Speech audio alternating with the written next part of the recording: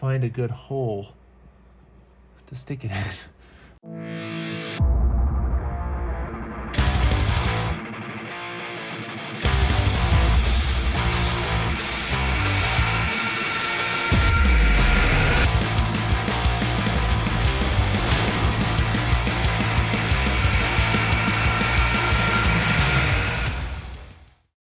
What's going on, guys? Welcome to part 4 in a 5-part series of the Ford Ranchero build slash cleanup daily driver. We are going to be going over the spark plugs, putting in a water temp gauge, and running some seafoam through that engine. I'm just coming to you at the beginning of the video because this build has been spread out through 2 months of when I have time to do it, pieces coming in, back and forth, so it's kind of all over the place, but I think Daniel and I sat down and got it together in parts so you understand it. So stick around because this episode is going to be pretty good, showing you some tips and tricks on installing some things in your old car. I've got those spark plugs I've been wanting to put in it and kind of finish off the electronics in this whole thing, so that's what we're going to do. I already had looked at them. They looked brand new. They were a little sooty. We bought new plugs, so we might as well just install them because why not?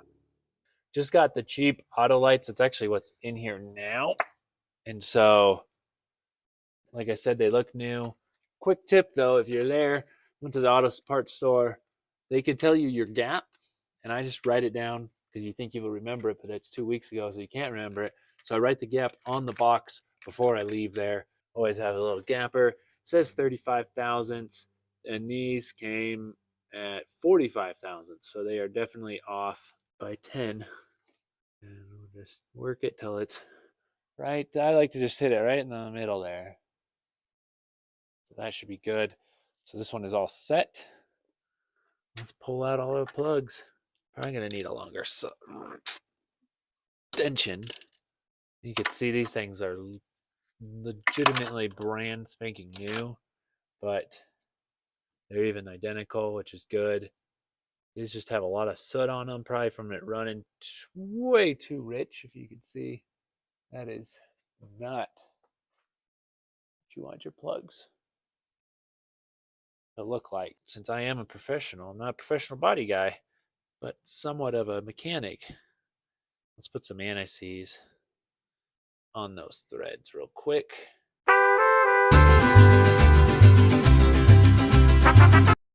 Back with an extension on an extension, but that'll get the job done. Oh, these are a little too tight. Wow, but luckily it's not lots to unthread. Oh, no wonder it might not run great. This, oh wow, that is, okay, that's, I just popped off a piece. Look at that, it's all that build up.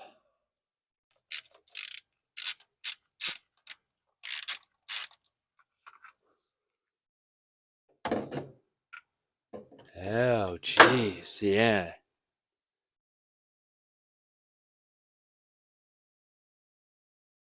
Interesting, there's like something on there, but that is terrible looking. Yeah, we're definitely got some oil or something building up inside these cylinders. It'll probably fire right up after this because everything else is new. It's probably why it was running as poorly as I thought as it was when I thought it was just the points, which we do need to set, but they were pretty close. I don't think they were that off to make it kind of idle rough. Don't tell me that won't work. What is going on? Look at the growth. Oh, geez. That is definitely just crispy oil. You can even see it on the threads here. Holy crap. This is probably the worst one, number 4 so far. I might just try to peek in there with the flashlight because that's pretty nasty. All right, I'm going to see if I can. Yeah, it's just full of oil. I mean, it's not full of oil. but the piston's almost at the top. Yeah, it's just gross in there. Now we're gonna give it a crank. We're gonna get it out of first gear, I think. And yep, the aircraft trucks. So let's give it a start. No choke, one pump.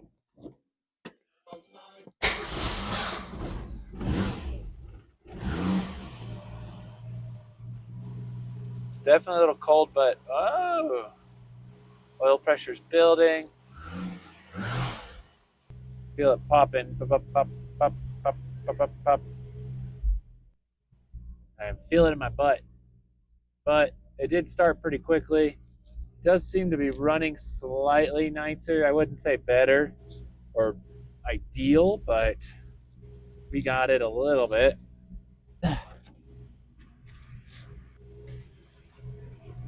Yeah, it definitely seems to. All right, I'm just sitting here thinking, but I'll show you inside. Okay, not much to see. There's no RPM gauge. The generator light is still on there. Our radio does work, but choke's pulled. Like I said, if you turn this key just slightly,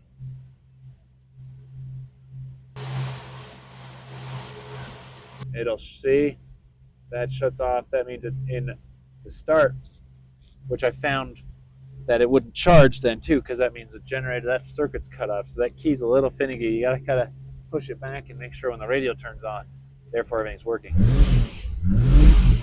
Mess with that idle mixture, I think, a little more.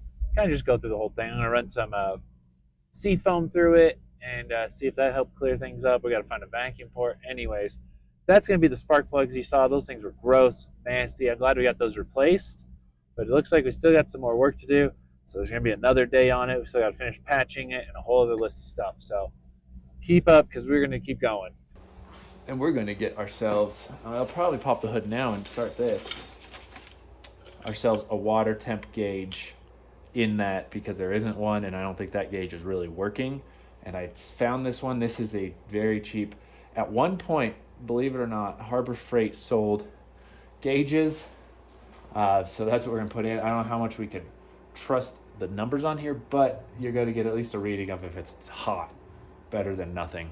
So I'm going to get this in, at least started under the hood to find out where I can probe it, and we'll go from there. Looking at here, fairly confident, if not positive, that our water temp is right down in there. Let's see if we can get in there. There it is. So that's what we're looking at right there. Boom. So we're going to unscrew this. That's the temp sensor wire, but it's truly not doing anything. Find a good hole to stick it in. I'm looking, there might be a hole right there with a little rubber grommet, but that hole is definitely big enough for our probe. And don't forget, doing this, you gotta have a hole big enough to fit this plus your threaded threads. Sometimes I always forget. We're not going this way with it, but making sure it will fit, and it does. So cool. I'm gonna try to snake that through. Okay, so I'm gonna figure out the bracket for this inside the car, and then feed that wire through everything into our temp sensor hole. All right, so I'm feeding that bracket, feeding the probe through the bracket. Let's stick it in there. We're just gonna reuse this little piece. Basically all it does is it goes on the back. Oh no, the holes don't line up, do they? Dang it. Well, that's an issue. Well, for now, we're just gonna let it float. Our goal is to get the wire through that hole way back in there. It's hard to see the hole, but we will sneak this up in there. And our hole, I'm pretty sure this is the hole that's through the firewall. So that'll just, oh yeah, you can't even, well, you kind of see. Pretty sure that's it. Oh, that's it. And so we're just going to push that through. Look at that. That was easy. There's just one hole in this whole firewall. And it happens to be the right size. So let's jump on the other side and pull it out. And look at that. There she blows. Oh, let's get that. So now we have that, and we're gonna have lots of wire left just because it's so close to the block, but we're gonna jump in here and first unplug that, grab ourselves a socket, hopefully, and just pop it off with minimum coolant draining. So I'm gonna put a drain pan under here so whatever coolant does come out, it doesn't dump all over the place. As you can see, that's our little piece right there. Hopefully you saw.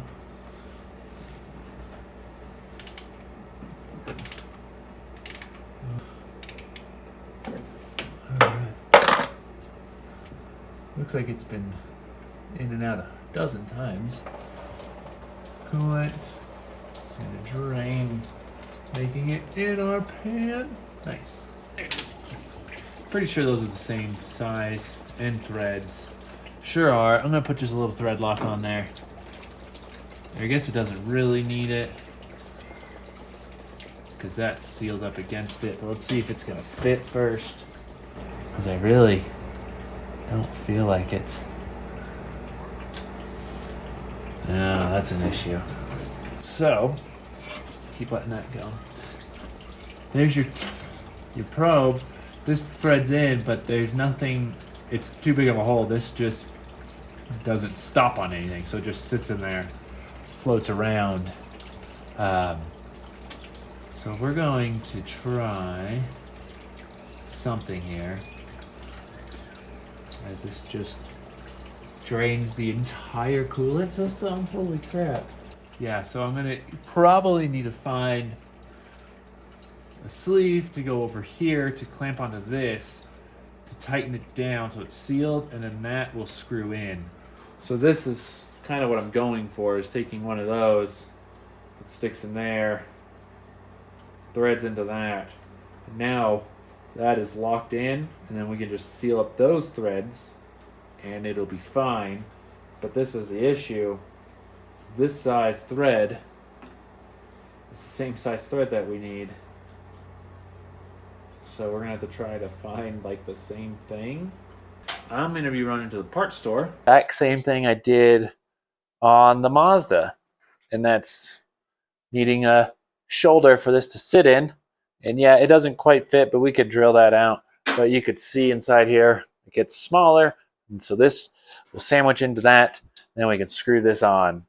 So this is all it is a 3/8 to 3/8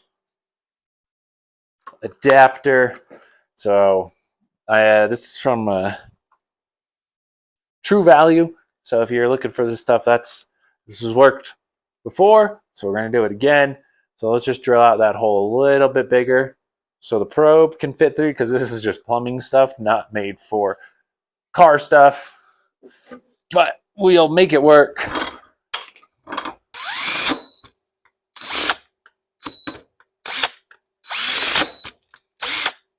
This is getting more complicated than I thought it was going to, but this does thread into here nicely. It just stops.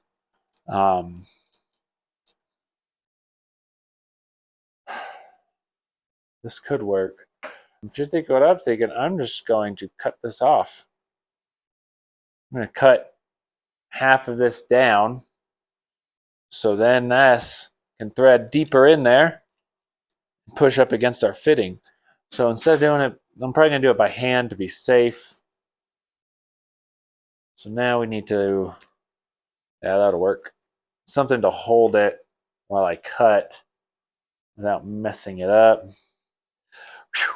All right, let's get to cutting our brass fitting down. So I'm still going to just use the cutoff wheel because I'll be able to cut it, but I'm going to sandwich it in the vise with it just sticking out a hair. And we're going to just take that off right there.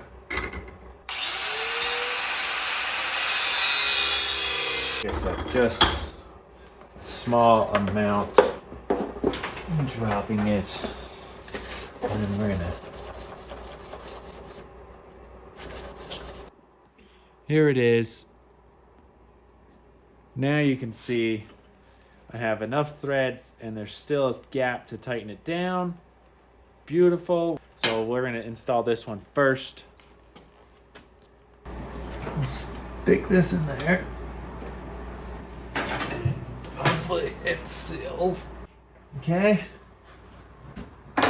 Now, let's do this one more time.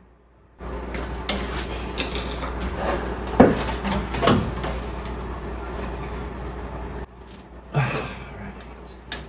Now, it is good to go.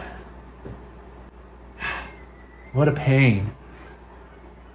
And then we're gonna start it up and see if it works, which it should because it's pretty basic. All right, let's do that.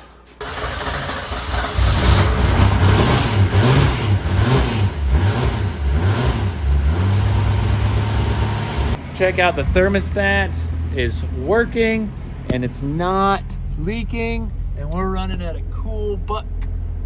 I'd say buck 80, buck 90 right there. This thing is pretty cherry for what it is. I can't find the brand new can of seafoam, and I think that'll just help clear out some of the stuff probably in the carb, because I haven't pulled the carb, nor I'm going to, because it's runs. Definitely was running super rich, but now I got to tune back a little. There we go. The car, let's shut this off. There we go. So, like I said, we're gonna get the rest of this coolant drained down in here, and it's almost done. But it was running great. It wasn't overheating, nothing. Okay, so as that's kind of warming up, so it doesn't just die on me when I dump the seafoam down its throat.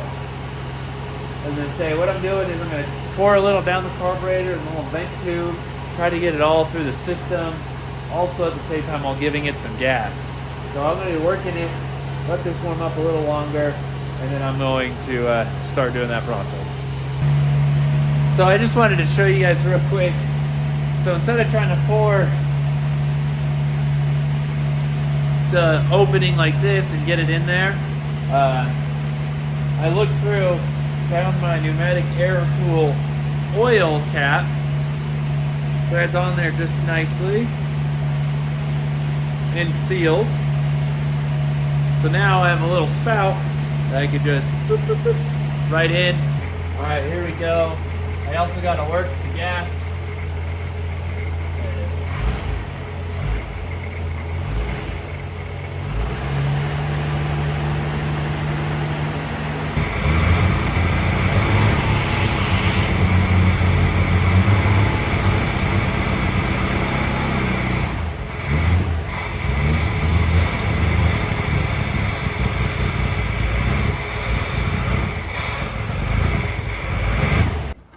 Think about it now. I'll take this PCV valve, and we can just shove her in there. We'll start it back up and just suck the rest of this bottle down.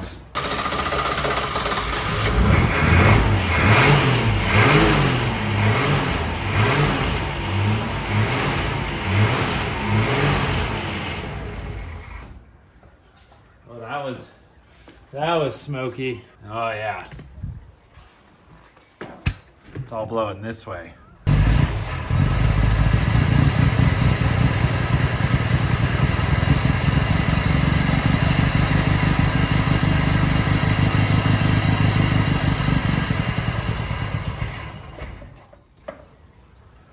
Woo. Okay. Let's put that back together.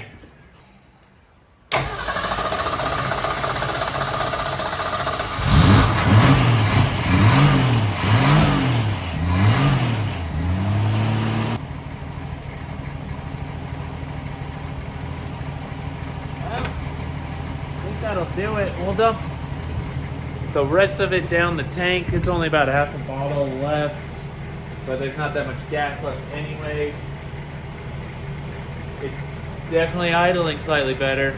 It's hard to tell on the camera, but it was having a little and I think we cleared it all out. The back of it's full of stuff, but we're going to drive it around the block anyways, try to clear it out. So let's see how that goes. Hop in, pull out my e-brake, ready.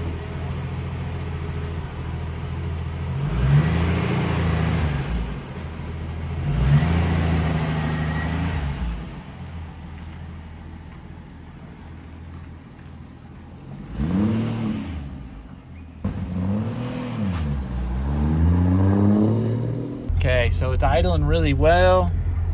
I mean, there's no vibrations in here, nothing. Every once in a while you have a little pop, but I mean, not anything, an old car. There's our temperature and oil pressure.